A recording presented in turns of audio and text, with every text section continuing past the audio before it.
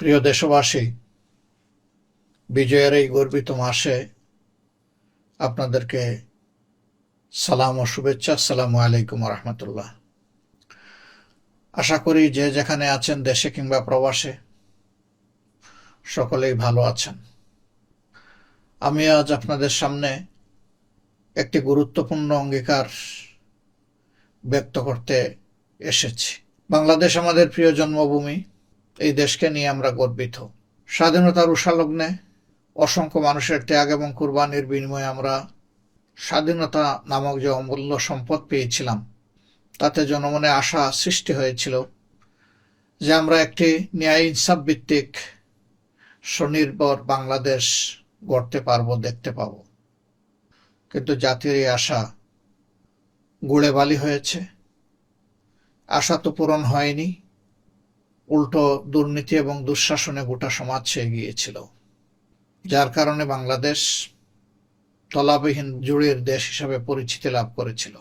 সত্যিকার অর্থে স্বাধীনতার পর এখন পর্যন্ত দেশ একটি কাঙ্ক্ষিত মানের গণতান্ত্রিক পরিবেশ পায়নি।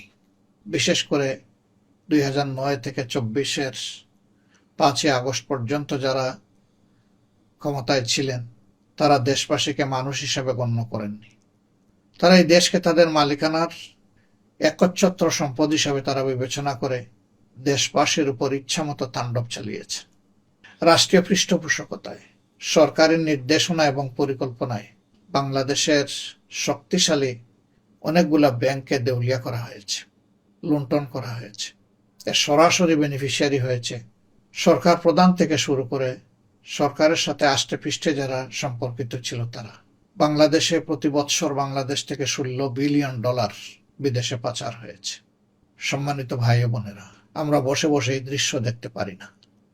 একটি দায়িত্বশীল সংগঠন হিসেবে বাংলাদেশ জামাত ইসলামী 5 আগস্ট পরবর্তী বাংলাদেশের নতুন এই অধ্যায়ে অগ্রাধিকার হিসেবে ঘোষণা করেছে যে আমরা একটি দুর্নীতিমুক্ত সমাজ গড়তে চাই এবং দুর্নীতিকে আমরা আজ থেকে লাল কার্ড দেখাব। আকাশচুম্বী দুর্নীতি মাটিতে নেমে না আসা পর্যন্ত এই লড়াই অব্যাহত থাকবে ইনশাআল্লাহ। আমরা থামব না, কেউ আমাদেরকে থামাতে পারবে না। প্রিয় দেশবাসী, দুর্নীতি দমনে আমাদের সুনির্দিষ্ট পরিকল্পনা রয়েছে। তার অংশবিশেষ আজকে আমি আপনাদের সামনে পেশ করব এবং বিস্তারিতটা আমরা যখন আমাদের নির্বাচনী ইশতেহার ঘোষণা করব, সেই ইশতেহারে আপনারা পেয়ে যাবেন। এই দুর্নীতিকে নির্মূল করার জন্য দুর্নীতির উৎসগুলো আগে চিহ্নিত করতে হবে এবং উৎসগুলো চিহ্নিত করে কতিপয় পদক্ষেপ আমাদেরকে নিতেই হবে। এর মধ্যে প্রথমেই অগ্রাধিকার পাবে স্বাধীন অ্যান্টি করাপশন মনিটরিং সেল গঠন। এই সেলকে পূর্ণ স্বাধীনতা দেওয়া হবে এবং সেলটি হবে সম্পূর্ণভাবে রাজনৈতিক প্রভাবমুক্ত। 2 নম্বরে আমরা যে বিষয়টার উপর গুরুত্ব দিব, এটি হচ্ছে সর্বক্ষেত্রে প্রকিউরমেন্ট এবং গভর্নেন্স। এই দুইটা যখন নিশ্চিত করা হবে, তখন টেন্ডারকে কেন্দ্র করে যে সমস্ত অনিয়ম হয়ে থাকে, ম্যানিপুলেশন হয়ে থাকে, সেই রাস্তাটা তখন বন্ধ হয়ে যাবে। এরপরে আমাদের সুনির্দিষ্ট পদক্ষেপ থাকবে রাষ্ট্রীয় সেবার সাথে যারা সম্পৃক্ত এবং আর্থিক ব্যবস্থাপনার সাথে যারা যুক্ত, তাদের সকলের আর্থিক আয় ব্যয়ের বার্ষিক হিসাব বাধ্যতামূলকভাবে জমা দিতে হবে। শুধু তারা নয়, তাদের যারা অধীনস্থ এবং পোষ্য, তাদের ব্যাপারেও প্রয়োজনে অ্যান্টি করাপশন সেল তারা তথ্য সংগ্রহ করবে এবং সেটাকে যাচাই বাছাই করবে। তারপরে আমরা যে বিষয়ে অবশ্যই বিশেষভাবে গুরুত্ব দেব, সেটা হলো করাপশনের ব্যাপারে যারা তথ্য দিয়ে অ্যান্টি করাপশন সেলকে সহায়তা করবে, তাদের সুরক্ষা এবং গোপনীয়তা শতভাগ নিশ্চিত করা হবে, যাতে স্বস্তির সাথে সকলেই তথ্য দিতে পারে। কিন্তু এটাও সতর্ক থাকা হবে কেউ অপতথ্য দিয়ে যাতে সেলকে বিভ্রান্ত না করে এবং কোনো নিরীহ মানুষের ক্ষতি সাধন না করে। এ বিষয়ে সর্বোচ্চ সতর্কতা অবলম্বন করা হবে। রাজস্ব এবং কর প্রশাসনে কমপ্লায়েন্স এবং তাদের অ্যাকাউন্টেবিলিটি নিশ্চিত করা হবে। এই জায়গাটায় দুর্নীতি হয় বড় মাত্রার। আমাদের দেশে যে রাজস্ব আদায় হওয়ার কথা, অনেক ক্ষেত্রেই সেটা কাঙ্ক্ষিত মানে আদায় হয় না। কিন্তু সেবা গ্রহণকারীরা ঠিকই তারা অর্থ দিয়ে থাকেন।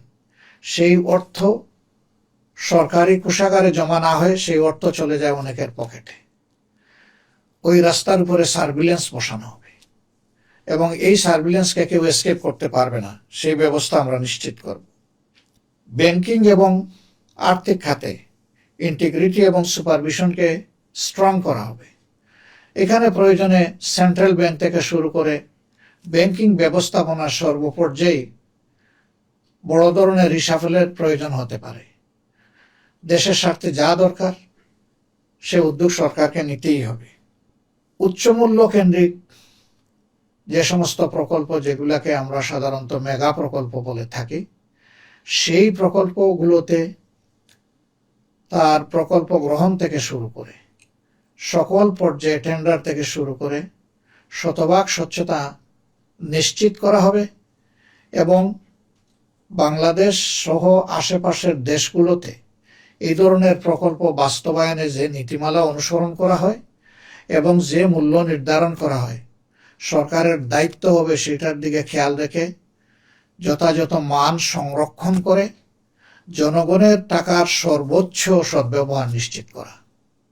এটা মনে রাখতে হবে, সকল উন্নয়ন সাধারণত সাধিত হয়ে থাকে জনগণের কাছ থেকে পাওয়া রেভিনিউ এবং বিদেশ থেকে আনা ঋণের উপরে।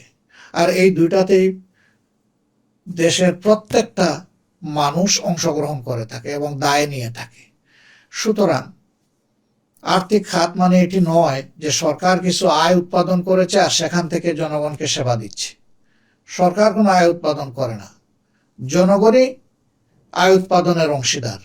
সুতরাং জনগণের এই আমানত নিয়ে ভবিষ্যতে আর কেউ যাতে কোনো ধরনের অপকর্মে লিপ্ত হতে না পারে, সেই রাস্তা বন্ধ করে দেওয়া হবে ইনশাল্লাহ।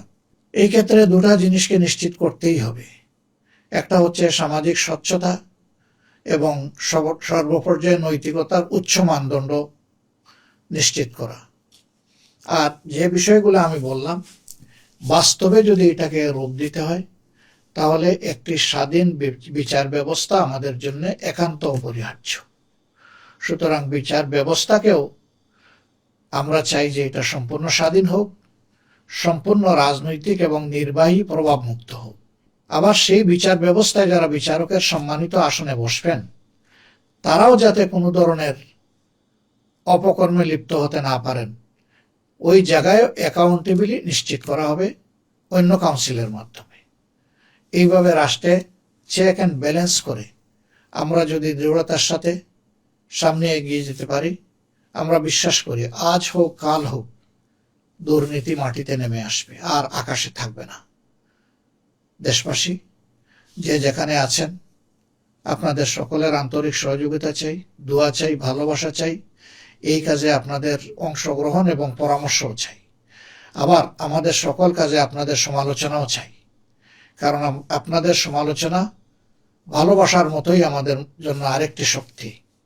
সমালোচনা না থাকলে কোনো দলও অন্ধ হয়ে যেতে পারে এবং অনেক সময় ন্যায্য জিনিসকে অন্যায্য গণ্য করে দেশ এবং সমাজের ক্ষতি করে ফেলতে পারে। আমরা তা চাই না। এই জন্য আপনাদের কাছ থেকে গঠনমূলক সমালোচনাও আমাদের অনেক বড় উপকারের কারণ হবে, এটা আমরা গভীরভাবে বিশ্বাস করি। যে যেখানে আছেন ভালো থাকবেন।